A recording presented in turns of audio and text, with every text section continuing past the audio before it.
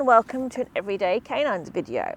This is the Distance Handling Foundation series, and in this episode I'm going to introduce you to the two-bowl game. So when we're doing distance handling, we have to think to ourselves that for a lot of the time we're not going to be anywhere near where we need to be to reward the dog.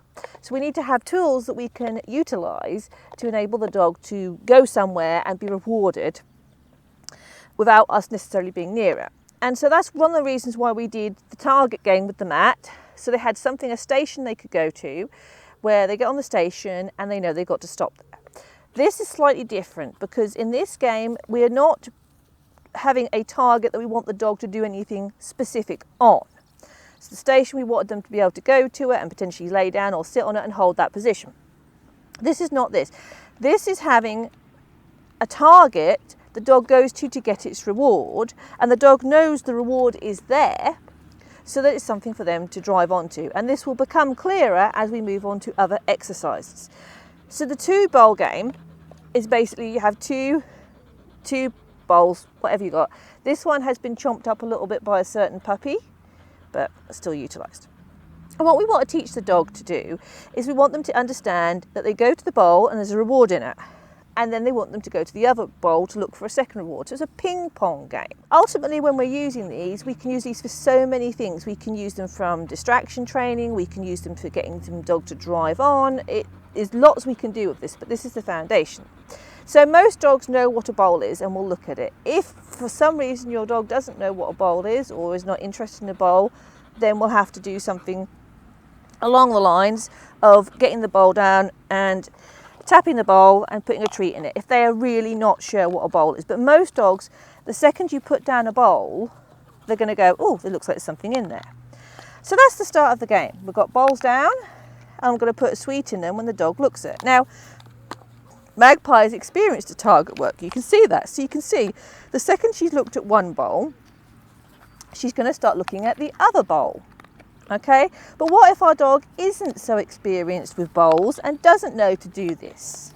Okay, so what we do, okay, we'd start with one bowl, we'd tap it, put a sweetie in it. Now we'd go to this bowl, tap it, put a sweetie in it.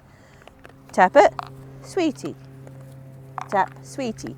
Now very quickly the dog begins to learn, I know I ran out of sweets, that they move back and forth between the bowls and a sweet appears. So look at that. It's a very simple game. Dogs aren't stupid. They pick that up very quickly. Okay, stop. When I want the game to end, I'm going to just ask her to hold or stand still. What I can do is if I want the game to end and I haven't got like an automatic sit, is I could throw the next treat away from her. Go get it. And Magpie doesn't find it, because that's Magpie for you. Go find it. And she would go away and then I could pick up the bowls and end the game. So if I need to, I can pick them up.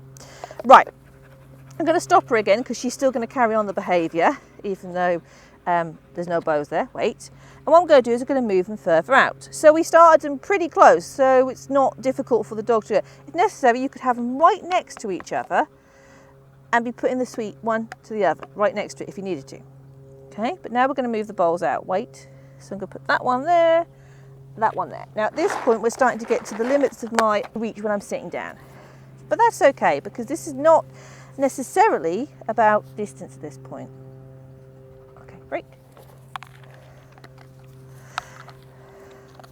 Now, when I start, I'm putting the reward in before she gets to the bowl.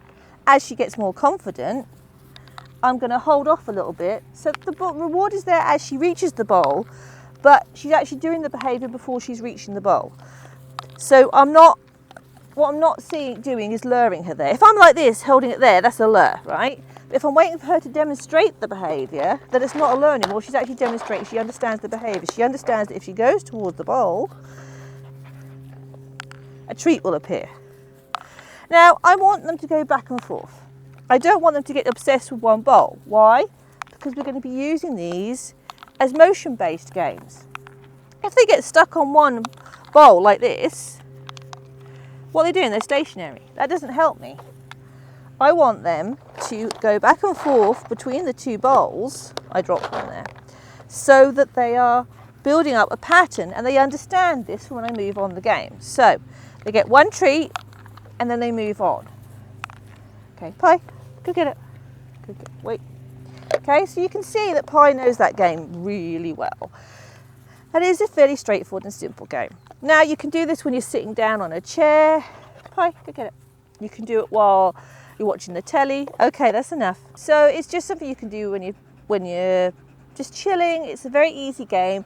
The dog is doing all the work and you're just sitting there. You could do this with if they're kibble fed, you could do this with their dinner.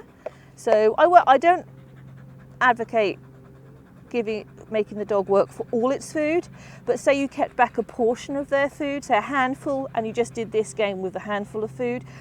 And that's the basics of the game. You just want the dog going back and forth, back and forth. Dogs pick this up really quickly because it is such a simple game, but it also it's so high rewarding for them. All they've got to do is walk between two bowls. At this point, I'm just doing this when I'm sitting down. I'm not actually introducing anything much else with it. And I'm not worried about that. I know other games I get up and change position. I'm not worried. This is just simply teaching the 2-bowl game that you go back and forth between bowls. And that is your starting point. It's really simple and straightforward. It shouldn't take you too long. Do a few sessions with this and then you can move on to the next game where we start introducing an obstacle with the 2 bowls. So I hope you've enjoyed this Everyday Canines video, and if you have, you might like to subscribe to the YouTube channel. You can also find us on Facebook and Instagram, and I hope to see you all again very, very soon.